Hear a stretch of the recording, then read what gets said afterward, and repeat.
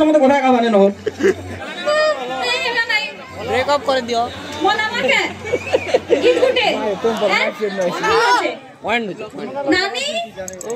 तुम्हार भाई के लिए मनामा आसो ये वो एकला थिला तर नानी के डागला न रुवा कांता कांता करबे जी ए प्ले के छ अभी काम ना दे ए बाका के हला अस्पताल न मोरे बुआ अचुना दा अचुना चले तो डाको के जी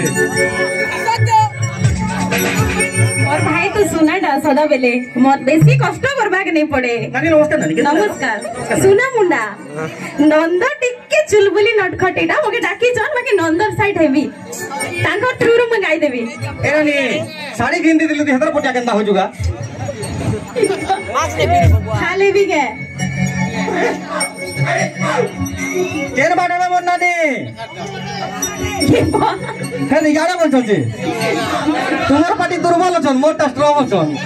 ओ मोर भाई साइड में मैं आर जोड़ के डाकी देसी मोर भाई साइड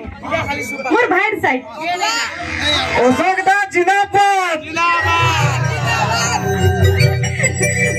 भाई प्रति भी गुटे कर्तव्य अच्छे भाई बह प्रति भी कर्तव्य अच्छे एथि लागि सबके भाई बोले भाषा का आगे बढ़बो भाई ता केले गुटे चोरी बोलु छन चोरी बोलु छन चोरी भी बोल छन के बोले बोल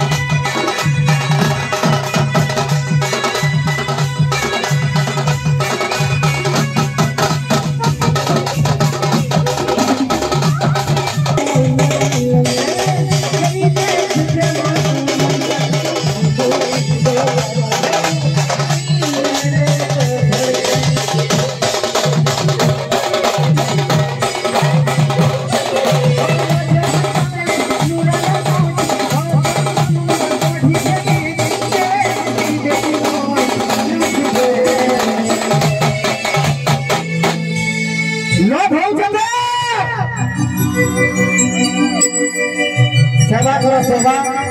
याद नहीं है ना छोड़ के हवा